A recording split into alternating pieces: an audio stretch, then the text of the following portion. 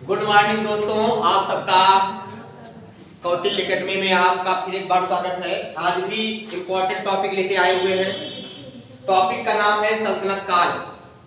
ये भी कंपटीशन की दृष्टि से देखा जाए तो ये भी क्वेश्चन यहाँ से क्वेश्चन आते हैं, यहाँ से ज्यादा क्वेश्चन आते हैं। कहने का मतलब नाम लिखा है सल्तनत काल। इस सल्तनत काल में कई वंश आते हैं, 5 वंश आते हैं। इसी में आता है आपका गुलाम वंश, इसी में आता है आपका खिलजी वंश, इसी में आता है तुगलक वंश, इसी में सैयद वंश, इसी में लोदी वंश आता है। तो 5 वंश इसी में आते हैं। यहाँ से ज्यादा इंपॉर्टेंट पड़ेगा आपका। तो एक एक वंश को मतलब ये लग जाएगा लगभग आपका 6-7 दिन समय लगेगा पूरा सल्तनत काल पढ़ने में। ये तो केवल गुलाम वंश के एक शासक का नाम लिखा है कुतुबुद्दीन ऐबक का।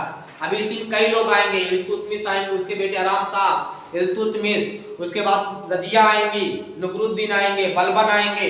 तो ये लोग इसमें शासन किए हैं गुलाम वंश में। तो सल्तनत काल में सल्तनत काल का समय 1206 से 1526 ईस्वी तक का जो टाइम ड्यूरेशन है उसको हम लोग बोलते हैं सल्तनत काल। क्या बोलते हैं? सल्तनत काल में 300 अगर निकालोगे कितना मिलेगा? 320। कितना? 320 साल तक जो टाइम ड्यूरेशन था वो किसका था? सल्तनत काल का था। बात समझ गए ना? 320 तक मतलब इसमें कई वंश आए। सबसे पहले कौन आए? गुलाम वंश। उसके बाद कौन आए? खिलजी वंश, तुगलक वंश, सैयद वंश, लोदी वंश। ये लोग इसमें शासन किए हुए हैं। बात समझ गए ना? अगर वंश पूछेगा पहचान सकते हो। इसमें नहीं मैच करेगा, लेकिन खिलजी वंश में जिसका भी नाम आएगा उसमें खिलजी लगा रहेगा। अलाउद्दीन खिलजी, जलालुद्दीन खिलजी, मोहम्मद बिन क्या नाम है? मोहम्मद बिन खिलजी क्या था? मुबारक खिलजी। ये सब जो नाम आएगा इसमें खिलजी लगा रहेगा।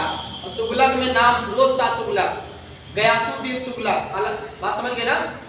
ये नाम इसमें लगा रहेगा। मोहम्मद बिन तुगलक, अगर तुगलक नाम लगा है समझ लीजिएगा तुगलक वंश का है। किस वंश का है? अगर सैयद वंश का है सैयद लगा रहेगा। अगर लोदी वंश का आएगा लोदी, बहलोल लोदी, सिकंदर लोदी, इब्राहिम लोदी, ये सब किस वंश के थे? लोदी वंश के थे। बताओ सल्तनत काल में दिल्ली का शासक है। सल्तनत काल में कितने लोग शासन किए हैं? कितने वंश? 5 वंश। कितने? पहले कौन वंश आया? गुलाम वंश। उसके बाद गुलाम वंश का अंतर्गत कौन आया? खिलजी वंश। खिलजी वंश का अंतर्गत क्या आया? तुगलक वंश। तुगलक वंश का अंतर्गत तो सैयद वंश, और सैयद वंश का अंतर्गत तो लोदी वंश। क्या आया? लोदी वंश आया। तो 5 वंश इसमें आए हुए हैं। इसमें एक एक को खूब अच्छे से पढ़ेंगे। बताओ सल्तनत काल कितने साल तक चला? बोलिए। 320 साल तक। कहां से? 1206 से 1526 तक ये सल्तनत काल है। इसके बाद लास्ट में आते हैं इब्राहिम लोदी। बाबर इनको ठोक देता है, और बाबर इनको ठोकने के बाद किस वंश की स्थापना करते हैं? मुगल साम्राज्य। कौन? मुगल वंश आता है। तो बताओ ये वंश उस समय क्या होता है? समाप्त। क्योंकि लोदी आखिरी शासक कौन था? इब्राहिम लोदी। कौन था? इब्राहिम लोदी। और इब्राहिम लोदी को कौन टपकाता? बताओ। बाबर। 1526 में पानीपत के युद्ध में इब्राहिम लोदी को बाबर हरा देता है। उसके बाद मुगल साम्राज्य की स्थापना करता है। ये वंश वही समाप्त हो जाता है। उसके बाद हम लोग क्या पढ़ेंगे? तो मुगल वंश। तो इस वंश के बाद हम लोग मुगल वंश पढ़ेंगे। लेकिन यहाँ देखिए ज्यादा समय नहीं लेंगे क्योंकि कम समय निपटाना है इसको। तो पहले आएगा गुलाम वंश। गुलाम वंश का शासक 1206 से 1206 ईस्वी से 1290 ईस्वी तक का जो टाइम ड्यूरेशन है इसमें देखा जाए 84 साल है। कितना? 84 वर्ष। तो 84 साल तक जो है गुलाम वंश था। इसमें कई लोग शासक आए। ऐसा कहा जाता है गुलाम वंश की स्थापना किसने किया? संस्थापक कौन था? कुतुबुद्दीन ऐबक। क्या था? कुतुबुद्दीन ऐबक। एक बात और बता दें, इस वंश में इसको गुलाम वंश इसलिए कहा गया है कि इस वंश में ज्यादातर लोग क्या थे? एक दूसरे के गुलाम थे। जैसे कुतुबुद्दीन ऐबक है, किसका गुलाम था? ये मोहम्मद गौरी का गुलाम था। गुलाम का मतलब देखो नाम इसी का था, लेकिन रिमोट किसी और के हाथ में था। एक प्रधानी होता है, देखो प्रधानी लड़वा देते हैं, जितवा देते हैं, प्रधानी उनके नाम है, करता कोई और है। उसी प्रकार यहाँ रिमोट किसी और के हाथ में था, मतलब किसी न किसी दबाव में थी, इसीलिए इसको गुलाम वंश कहा गया। आया समझ में? तो यहाँ पे देखिए गुलाम वंश जो है इसका संस्थापक कुतुबुद्दीन ऐबक को माना जाता है। ये मोहम्मद गौरी का गुलाम था। किसका? कुतुबुद्दीन ऐबक किसका गुलाम था? मोहम्मद गौरी। इसके बाद जो शासक आए वो भी गुलाम थे। इल्तुतमिश आया तो कुतुबुद्दीन ऐबक का, रजिया, इल्तुतमिश की सब एक दूसरे गुलामे थे। तो यहाँ पे संस्थापक कुतुबुद्दीन ऐबक मोहम्मद गौरी का गुलाम था। इसी गुलाम वंश को हम लोग ममलूक वंश बोलते हैं। क्या? ममलूक वंश कहते हैं। गुलाम वंश को और किस वंश के नाम जानते हैं? बताओ। ममलूक वंश। क्या? ममलूक वंश के नाम से इसको जाना जाता है।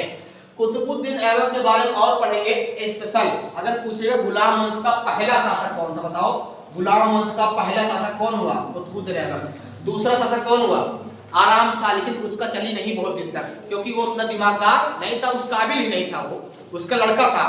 उसके बाद सब लोग किसको बैठा देते हैं बताओ, उनका दामाद था इल्तुतमिश, उसके बाद उनकी बिटिया होती रजिया सुल्तान। तो ऐसे ऐसे लोग आते रहते हैं। तो पहला शासक कोई था, कौन था, कुतुबुद्दीन ऐबक। कल पढ़ेंगे आराम शाह, इल्तुतमिश, रजिया, नुकरुद्दीन, बलबन, इन सब के बारे में पढ़ेंगे, तो तब जाके गुलाम वंश समाप्त होगा।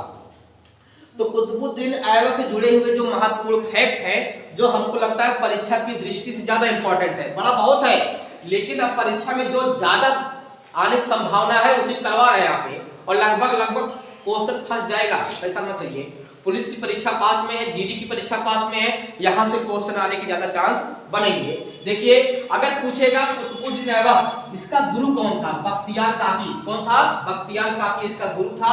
इन्हीं की याद में कुतुब मीनार, तो बताइए कुतुब मीनार किसने बनवाया, कुतुबुद्दीन ऐबक ने। दिमाग को ताजा रखो, कुतुब मीनार किसने बनवाया, कुतुबुद्दीन ऐबक ने। और किसकी याद में बनवाया इसको, बख्तियार काकी। बख्तियार काकी कौन था, कुतुबुद्दीन ऐबक का गुरु था, बोलिए फटाफट। उसके बाद राजधानी क्या थी इसकी, लाहौर।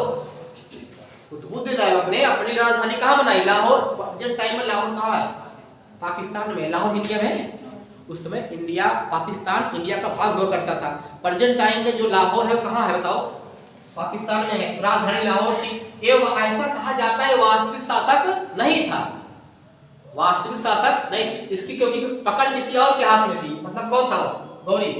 तो उसके बाद इसको हातिम भी कहा गया, किसको, हातिम किसको कहा गया, कुतुबुद्दीन ऐबक को। इनको कुरान खान कहा गया, क्योंकि कुरान पढ़ लिए थे, कुरान इनको याद हो गई थी।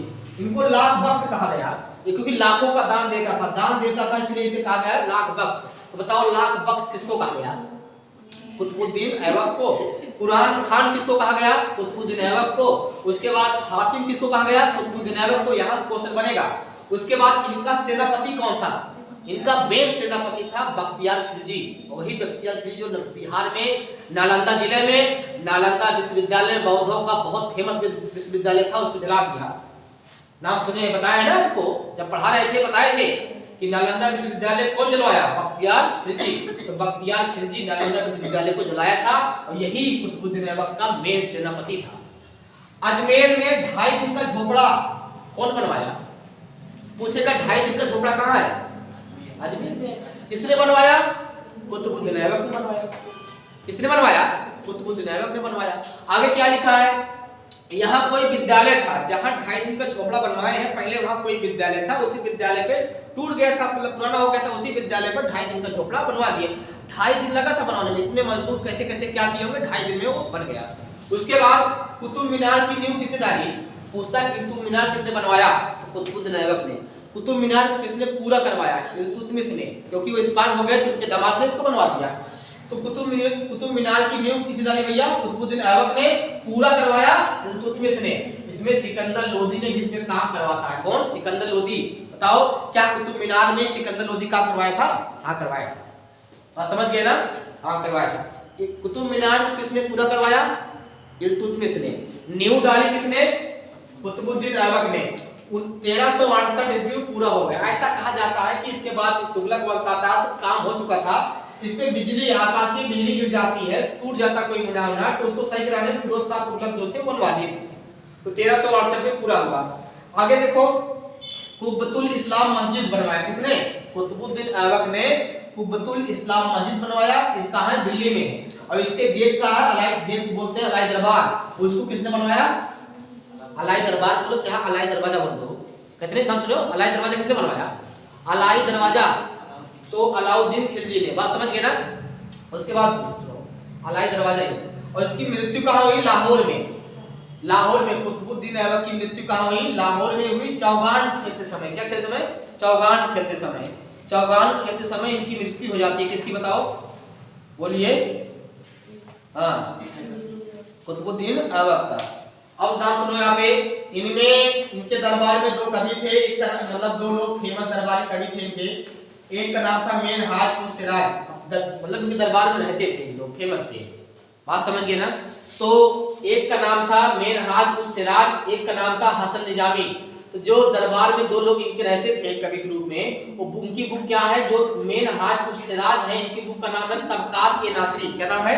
तबकात ए नासरी। और क्या नाम है? ताज उल नासरी। हसन निजामी एक लोग थे उस दरबार में, उनकी पुस्तक का नाम है ताज उल नासरी। ये भी क्वेश्चन बनने का चांस रहता है। बात समझ गए ना? बताओ कुतुबुद्दीन ऐबक की मृत्यु कैसे हुई?